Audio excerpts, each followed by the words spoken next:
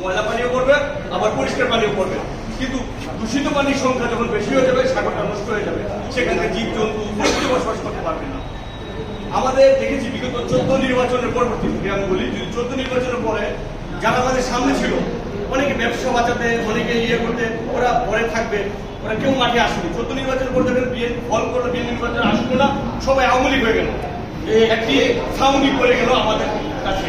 আমাদের দেশের যে বেগম খালেদা জিয়া যখন বক্সিবাজার হাজিরা দিত, আমরা মেসেজের মাধ্যমে আমরা ফেসবুকে একটা সাইবার জন্য শুরু করলাম। সারা বাংলাদেশ থেকে এক একজন করে আমরা যেতাম, ঢাকা মেডিকেলে বসে থাকতাম, বক্সিবাজার কখন গাড়ি আসবে, ম্যাডামের সিএসএফরা যখন নিয়ে আসতো, আমরা সাথে দৌড়ে বক্সিবাজার পর্যন্ত যেতে পারতাম না, আমাদের আটকে দেওয়া হতো। এভাবে আমাদের যুদ্ধটা হয়েছিল।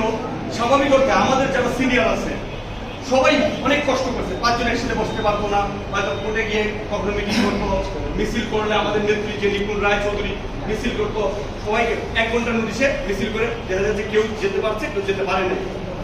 আমরা এই বিগত 14 বছরের পরে অনেকেই আসবে।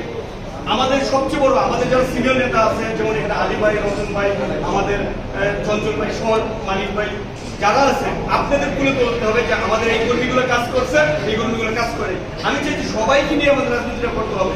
আমরা যদি বলি যে আসতে পারবে না, আটকে রেখে কখনো রাজনীতি হয় না। রাজনীতি স্বচ্ছতার জন্য, কে ভালো কে মন্দ সেটা আপনাকে বাছাই করে দিতে হবে। আপনি সবকিছু আটকে রাজনীতি করতে পারেন না। আর সামনে ভোটের রাজনীতি, কারণ যত কিছুই বলি আমাদের দল এখনো ক্ষমতা আসে না। এই যে ইউনূস সরকার বলি, আমরা যদি লুটপাট করি, আমরা যদি আগের মতোই আওয়ামী লীগের অবস্থা তৈরি করি, আমাদের সবচেয়ে বড় প্রতিপক্ষ হবে জামাত। এটা ভয়ঙ্কর একটা প্রতিপক্ষ। আমি মনে করি বিগত 15 বছর পরেও যদি জামাত কখনো ক্ষমতা আসে, তাদের থেকে ক্ষমতা নেওয়ার এখতিয়ার আমাদের নাই।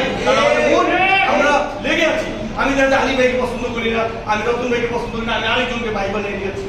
কিন্তু এইভাবে যদি আমরা চলি, তখন আমরা ডাউন হয়ে যাব। আমরা জামাতের কাছে ধরাশায়ী হবো 15 বছর পরে। আপনি লিখে রাখেন, কারণ এই রাজনীতিটা এইভাবে থাকবে না। এই রাজনীতিটা হতে হবে স্বচ্ছতা রাজনীতি। ছাত্ররা যে আন্দোলনটা শুরু করেছে, আন্দোলনের পর থেকে আমাদের নিপুণ রায় বলতে পারবে। আমরা সবসময় দিদিকে বলতাম, দিদি 28 তারিখের পর আমাদের কি হবে যদি এইভাবে আমরা ফল করতেছি, আমরা তো মনে হয় আসবো না। সবসময় বলতো যে একটা কথা বলতো, ধৈর্য ধর, কখনো দেখবে একটা থেকে আন্দোলন শুরু হয়ে গেছে। 28-এ যে আন্দোলনটা শুরু হয়েছে, ছাত্রদের কোটা আন্দোলন, প্রতিটা আন্দোলনে আমরা যাত্রাবাড়িতে ছিলাম, আমরা শহীদ মিনারে ছিলাম। প্রতিটা আন্দোলনে দিদিকে মেসেজ দিয়েই আমরা গিয়েছি। দিদি অ্যারেস্ট হওয়ার আগের দিনও আমার সাথে কথা হয়েছে যে দিদি এই ছবিগুলো বলছেন, এগুলো ছবি করেছি না, তাদের বড়াই দিব। কারণ আমরা চাই, আমাদের নেতৃত্বে সবাই জানে, আপনারাও জানেন, স্বচ্ছতার ভিত্তিতে রাজনীতিটা হবে, কে ভালো কে মন্দ।